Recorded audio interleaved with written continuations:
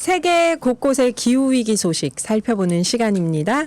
기후 리포트 노광준 PD 나왔습니다. 네, 안녕하세요. 네, 안녕하세요. 오늘은 어떤 소식인가요? 미국으로 가보도록 하겠습니다. 사실 온열 질환 얘기인데요. 네. 우리도 지금 장난이 아니죠.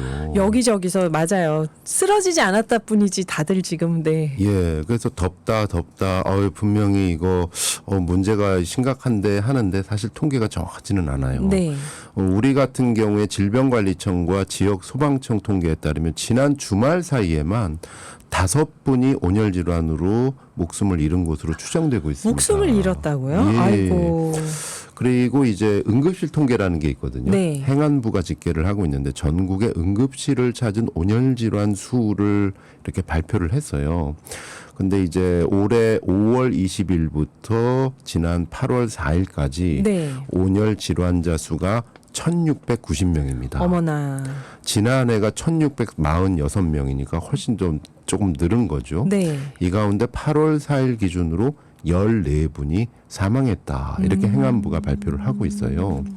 주로 원인은 열탈진 그리고 열사병 이렇게 집에서 쓰러져 계시거나 또 밭에서 일하다가 쓰러지시거나 네. 작업장에서 일하다가 쓰러지시거나 이랬는데 중요한 건 추세거든요. 네. 지난 2020년에 1078명이었는데 온열 질환자 수가 응급실을 찾은 그 다음해인 2021년에는 1376명으로 늘어나고요. 네. 2022년에는 1564명으로 늘어나더니 2023년엔 2818명으로 늘어났어요. 지금 3년 사이에 지금 2,800가 늘어난 거죠. 네, 그러니까 와. 폭염일수가 증가를 하면서 온열 질환자 수도 계속 증가된다.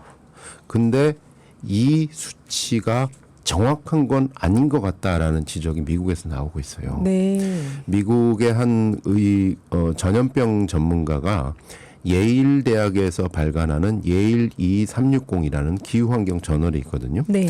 여기에서 8월 1일자 인터뷰를 했는데 워싱턴 대학의 전염병 학자로 30년 이상 기후변화와 공중보건을 꾸준히 추적해온 크리스 에비 교수가 있습니다. 네. 이분이 인터뷰에서 이렇게 얘기를 했어요. 미국 질병통제예방센터는 연간 약 1200명의 미국인이 온열 질환으로 사망한 것으로 추정하지만 이것은 실제보다 10배 이상 낮게 추정된 거다. 왜 그러죠? 몇 해 전의 추정치에 따르면 미국에서는 실제로 온열 질환 사망자가 10,000명에서 12,000명 사이였다. 네. 요즘에는 더 높아졌을 가능성이 크다. 그렇겠죠. 그러니까 실제로 추적을 해보니까 10,000명 이상이 온열 질환으로 사망을 하고 있는데 미국인들이 공식 통계는 1,200명이다. 왜 그렇죠? 더구나 미국인데. 이런 얘기를 하고 있습니다. 아주 쉽게 예를 드는데요. 심장마비로 응급실에 2사람이 왔다고 치자. 한 분은 더위 때문에 심장마비가 왔고 다른 한 분은 다른 이유 때문에 심장마비가 왔는데 사실 의학적으로 열 스트레스로 인해서 심장마비가 악화됐는지 여부는 정확히 알 수가 없다. 응급실에서는 두 분 다 사망 원인을 심장마비로 기록했다. 그렇겠네요. 이렇게 되다 보니까 온열 질환 사망자 수가 축소가 된다는 겁니다. 네. 그래서 그 예일 2360에서는 기자가 계속 추적을 하죠. 그렇다면 온열 질환 사망자 수를 추정할 방법이 없는 건가요? 있다라고 얘기를 합니다. 이거는 코로나19 때 사망자 수 추정 원칙하고 비슷한 건데요. 네. 코로나19도 사실은 이게 감기냐 뭐냐 사실은 그 사망자 수 추정하는 게 굉장히 힘들었잖아요. 네.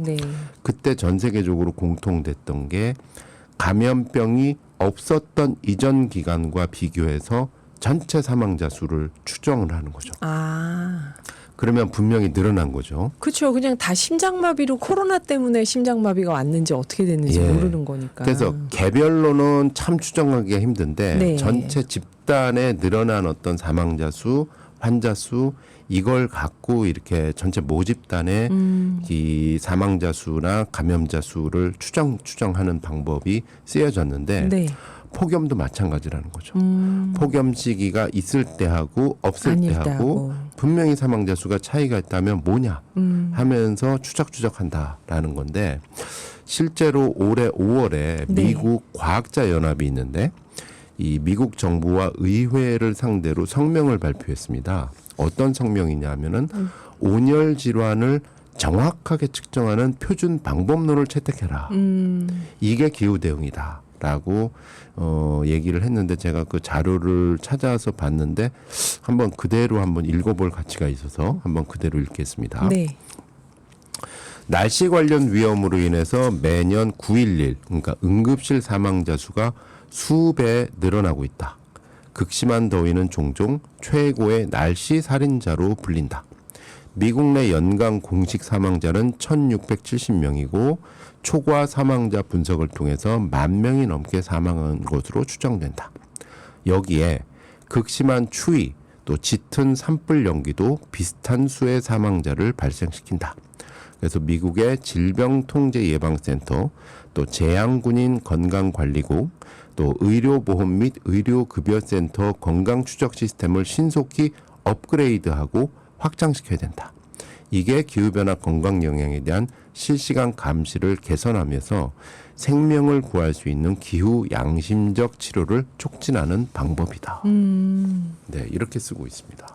기후 양심적 치료라고 하니까 이제 기후 위기 때문에 생긴 병 질환인데 그걸 감추지 않는다는 뜻이겠죠. 네, 이게. 그래서 실제로 온열 질환 우리도 최근에서는 더 하고 아마 내년 되면 더 많은 또 주목을 받게 되겠죠. 네. 이럴 때 온열 질환 사망자 수가 정말 정확하게 몇 분인가? 그리고 온열 질환으로 어느 지역에서 어느 정도가 발생을 하고 있지? 이런 통계부터 우리가 신뢰를 할 수 있어야 되는데 네. 이제 그러한 표준 방법론을 정립할 때가 왔다. 그래야 이게 기왕이면 전 세계 공통의 어떤 표준 방법이 나와주면은 거기에 맞게끔 대응 방침을 할 수 있겠죠. 그래서 크리스 에비 교수는 장기적으로 두 가지 방법을 추천을 합니다. 폭염 대응 계획 우선 정확하게 알아야 된다. 두 번째는 그러면은 지자체나 중앙정부 차원에서 냉방 쉼터가 어디 있는가, 그리고 노숙자에게 아웃리치를 제공할 수 있는 방법이 없는가, 야외 근로자를 보호할 수 있는 방법이 없는가, 또 노인 요양시설에 사는 어르신들에게 냉방을 이용할 수 있는 방법이 없는가, 이거를 찾게 해야 된다. 그리고 장기적으로 30년에서 50년 뒤에 우리 도시는 어떻게 될 것인가, 녹색 지붕을 어디에 마련할 것인가, 이것을 마련해야 된다라고 역설하고 있습니다. 네. 피해를 정확하게 알아야 대책을 세우니까. 네. 감사합니다. 노광준 PD였습니다. 오늘 추천하실 곡은요? 시원한 바다 노래 라메르 추천드립니다. 네. 음악 듣고 4부에서 뵙겠습니다.